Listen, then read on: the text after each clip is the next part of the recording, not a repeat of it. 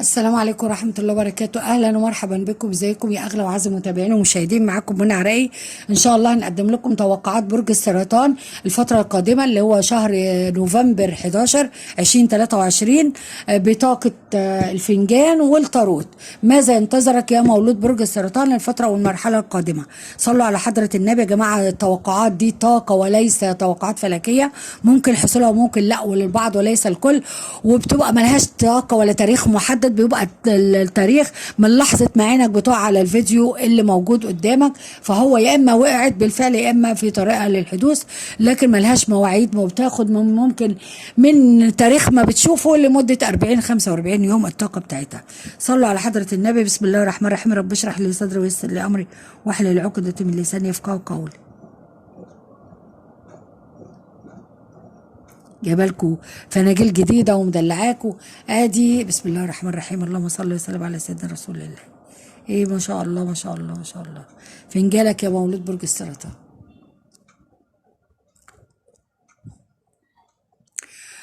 برج السرطان يا برج السرطان، صلوا على حضرة النبي يا جماعة. وشايفاك كأنك منتظر رسالة. برج السرطان في رسالة انت منتظرها من حد. برج السرطان في عندك فرحة او بتستعد لافراح يا برج السرطان، لكن وحط تحت لكن 60,000 خط معرفش لكن ايه. انا شايفاك فعلا في عندك فرحة، وفرحة جاية لك على سوا. في عندك فرحة للشيء اللي انت طال انتظارك ليها. بس في حاجة خد بالك، في حد يا برج السرطان، حد قريب منك، حد في حياتك، والحد ده ممكن يكون حد بوشين، لان شايفة في حد مطلع لسانه، حد واحد او واحدة معرفش، لكن في حد مطلع لسانه في الفنجان تحت تحت تحت. والحد ده قريب من بيتك، قريب منك، بيخش ويطلع عليك، عارفك وانت عارفه. فالحد دوت ممكن يكون واحدة او واحد بوشين، واحد بتتعامل معاه والحد ده للأسف مديله الأمان، لكن هو بوشين، خد بالك منه. برج السرطان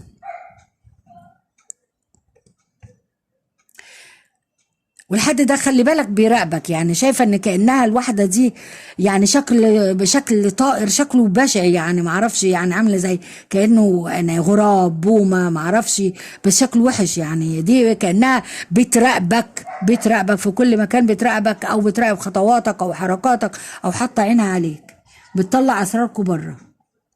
اي في كلام طالع بره، في كلام طالع بره، في كلام في بيتك يا سرطان، والكلام طالع بره. شايفه ان انت في عندك اندفاع في قرار يا سرطان.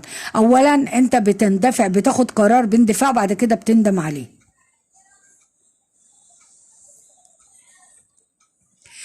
برج السرطان في حد في حياتك، والحد دوت مش واضح.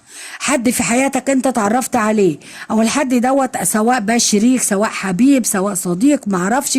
الحد دوت انسان مش واضح، انسان فيه مكر، فيه خباثة، في حاجة منه غامضة، او عنده سر خايفك تعرفه. في سر انت لغاية دلوقتي ما اكتشفتوش، في سر خايف لتعرفه. وشايفاه ممكن بيلعب على الحبلين، يعني بيلعب على الونجين.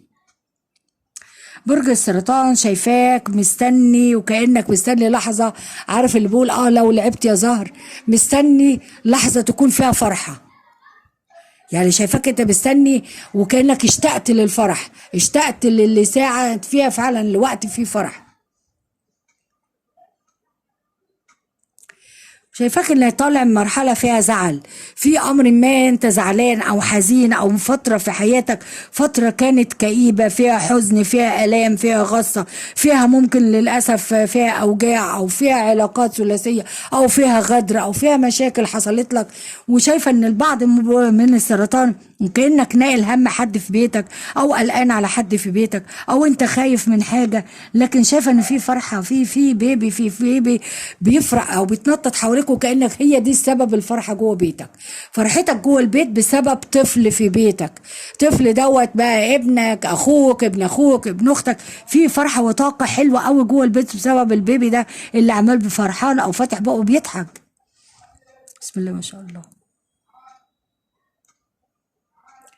خلي بالك من شخص خبيث. وانا قلت يا سرطان في واحدة او حد خبيث بيطلع لسانه، والله في شخص خبيث. الشخص ده ما فيش مرة دخل بيتك الا ما بعد ما بيمشي البيت بيتقلب فوق بعضه، الدنيا العيال بتاكل في بعضها، مشاكل بتحصل، الدنيا بتحصل. الشخص ده خبيث، الشخص ده حاقد، الشخص ده واحد بقى واحده ما اعرفش، لكن بكل مره بيخش فيها هو عنده حقد، عنده غل، عنده نوع من الغيره بيغير منك او بتغير منك، الله اعلم. فانا شايفه ان كل مره بيخش فيه بعد دخلته مش حلو، وشايفاه نوع من انواع هو صرصار، بحب الكلام، بحب الرغي، بحب التليفونات، بيتكلم كتير، بيتكلم عن الناس طول ما قاعد، بيجيب سير الناس. شايفاك بعض مولود برج السرطان ممكن تكون قفلت باب علاقه وبتفتح باب جديد، بس خلي بالك من العلاقه الجديده، لان العلاقه الجديده ممكن لان شايفه العلاقه الجديده برضو مش مستقره، وانت شايفاك وكانك اندفعت وما صدقت وفتحت الباب. يعني لان شايفه انت بتفتح الباب لكن متعلق لسه عندك فيه، يعني متعلق بشخص في الماضي، او متعلق بحبيب يرجع لك، او لسه روحك متعلقه بحد في الماضي بتحبه، وكانك بتقول يا ريته يرجع لي.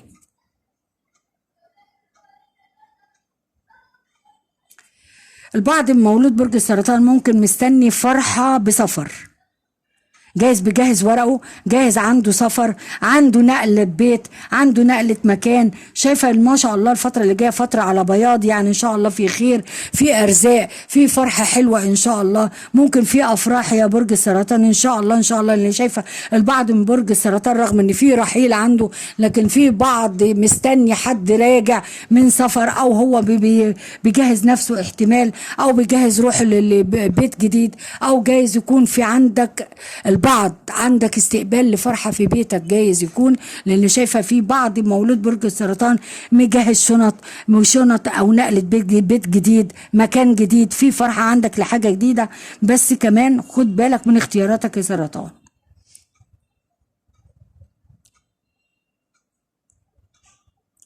برج السرطان عندك حلم وعندك امور، وكانك قاعد مستني عقرب الساعه يعدي بقى امتى اليوم الفلاني، وكانك حاطط في دماغك وضامر في نيتك على توقيت او على وقت او على ساعه معينه، مستني عقرب الساعه يعدي، وشايفه تقيل، شايفه الايام التقيله او الايام اللي انا اسفه السوداء اللي كانت موجوده متقله قوي. امتى الفرح يجي، امتى الباب يدق، امتى الدنيا تتعدل. لو لعبت يا زهر زي ما بقول اسمه ده عبد الباسط. بس انا شايفه ان شاء الله في عندك فتحه باب، ان شاء الله في انفراجات اهي، انفراجات ومضايقه اللي بفرجت، بص ضيق وطالع على واسع، ان شاء الله في خير، في ارزاق. بص البيت ده كله خير ان شاء الله. بس خد بالك من اللي بيطلع كلام، بص كل الكلام ده طالع بره، طالع من بيتك، طالع من بيتك، كلام كتير، كلام كتير بيطلع بره، في صرصره، في كلام، في تليفونات، في رغي، في حد دايما في غيره قوي قوي منك، في غيره. لكن شايفه في عندك نجاح امور، شايفه ان في عندك فرح مستنيه، شايفه ان في ترتيبات انت بترتب لها يا برج السرطان. والله المستعان. نشوف لك الورق، نشوف اوراقك بتقول لك ايه، نكمل كلامنا يا برج السرطان. اخد لك بايه؟ اخد ده السرطان، مولود برج السرطان، أنثى السرطان أو رجل السرطان. الفترة القادمة ماذا ينتظرك يا سرطان؟ فترة قادمة أو توقعات برج السرطان لشهر نوفمبر 11 2023.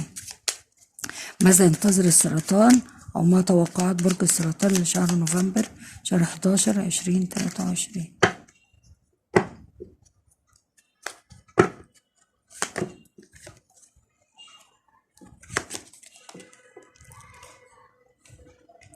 سيفك مرفوع يا سرطان،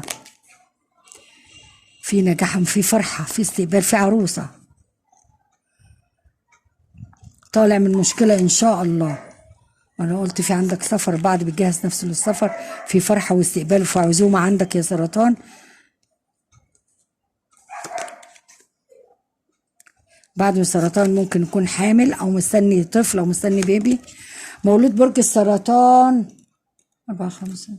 طيب برج السرطان الجميل، شايفه برج السرطان اولا خارج من الموضوع اللي خارج منه يا سرطان، موضوع كان فيه بصراحه طالع منه موميا، طالع منه موضوع اللي انت خارج بيه، وكانك بتستعيد امورك ودوست دوست على وجعك ودوست على اوجاعك، في وشوش سقطت اقنعتها، في ناس للاسف اتكشفوا قدامك، في ناس سببوا لك تعب وغصه والام ومشاكل وامور جوه بيتك او جوه حياتك، او كانت علاقتك بيهم علاقه صعبه، او خيبوا الظن وخيبوا املك فيهم. شايفه ان انت طلعت منهم بطلوع العجب، يعني شايفه وكانك رافع سلاحك وقرر عدم العوده ليهم تاني يا سرطان، وكانك انت كنت في مواجهه وطالع دفاع عن نفسك، وانت مش ناوي ترجع للناس دي تاني، لان قطعت علاقتك بيهم ودوست عليهم وبلوك ونقطه من اول السطر. ان شاء الله شايفه داخله على مرحله فيها استقرار يا سرطان، مرحله فيها فرحه، مرحله فيها وفره، مرحله فيها جايز يكون في استقبال انس سرطان. شايفه ممكن تكون عندك احلام، في عندك فرحه، في عندك استقرار، في عندك زواج، في ارتباط، في بيبي مستنيه في الطريق. ممكن البعض مولود برج السرطان شايفه جايز يكون مستنيه حمل، مستنيه ولاده، مستنيه انفراجه، حمل كنت شايلاه وان شاء الله ان شاء الله في انفراجه بعدها ان شاء الله. برج السرطان شايفه فعلا، انا شايفه انك طالع من مشكله ومن ورطه ومن بعض الكلام وكلام كتير وقطعوا في فروتك، وناس جابت سيرتك وناس اتكلمت، وطبعا كان باين هنا في الفنجان ان في ناس كتير بتغير منك، في ناس كتير بتتكلم فعلا، بس شايفاك انت طالع منتصر، طالع منتصر، وعرفت انتصارك الوحيد انك عرفت عدوك من حبيبك يا سرطان. بس يا ريت ما تندمش، لان احيانا بتاخد قرارات متسرعه يا مولود برج السرطان. شايفه برج السرطان البعض منكم شايفه ممكن يكون عندك حلم بسفر، جايز يكون عندك حلم بسفر، وبعض مستني ماده ومستني مال، المال ممكن بميراث بمحكمه بحاجه، فعندك ان شاء الله حصولك على امر انت مستنيه يا سرطان. وشايفه البعض يا اما مستقبل هديه، يا اما رايح لحد في فرح او حاجه، والشيء ده انت معني بيه. ممكن يكون في بيتك في فرحه في بيتك يا سرطان، او في ترسيم علاقه، او في خطوبه، او في استقبال شيء انت فرحان بيه، جايز يكون فعلا الحمل، جايز يكون فعلا الولاده. انا شايفه كده، وشايفه طبعا وبما ان في مرحله كانت في حياتك صعبه، شايفه ان انت اديت ظهرك بكل شيء ومش ناوي تبص تاني ورا ظهرك. قررت الرحيل من علاقه او من موضوع او من شراكه او من شركه او من عمل او من بعض الناس في حياتك، قررت تطلع من حياتهم ويطلعوا من حياتك للابد ومفيش عوده ورجوع تاني. برج السرطان يا برج السرطان شايفه طبعا انا قلت في عندك استقرار، في فرحه، في امومه. شايفه السرطان لامم اسرته ولامم اولاده حوالين منه، واحتمال يكون ناقل هم حد يا سرطان في بيتك، احد ابنائك جايز يكون، او اخوه او اهلك، او حد يعني بعافيه شويه او ناقل همهم او حاجه. برج سرطان شايفه ان شاء الله في عندك بدايه، في قرار انت هتاخده، قرار ان شاء الله هيكون صعب، في بدايه، في عمل، في فرحه، في مكان انت رايحه جديد الله اعلم. وشايفه ان في عندك خبر هتذيعه قدام الناس كلها، ممكن يكون خبر هيسعدك، خبر انت يعني كانك هتقول جالي عريس، كانك هتقولي في ان شاء الله في فرح، كانك هتقولي انا حامل، كانك في فرحه، والخبر هيزعل الملأ قدام الناس كلها. في عندك خبر حلو، في فرحه حلوه، في بدايات حلوه ان شاء الله بعد الفتره اللي عدت عليك يا مولود برج السرطان. ودي كانت القرايه، ودي كانت ان شاء الله يا رب يكون الفتره القادمه فتره خير وسعاده وسلامه. وما تنسوليش يا جماعه بالاشتراك في القناه وسبسكرايب لو سمحتوا، وتسيبوا لي كومنت اشوف مدى مصداقيه الكلام وان كان يتماشى معاكم او لا. وشكرا لكم، السلام عليكم ورحمه الله.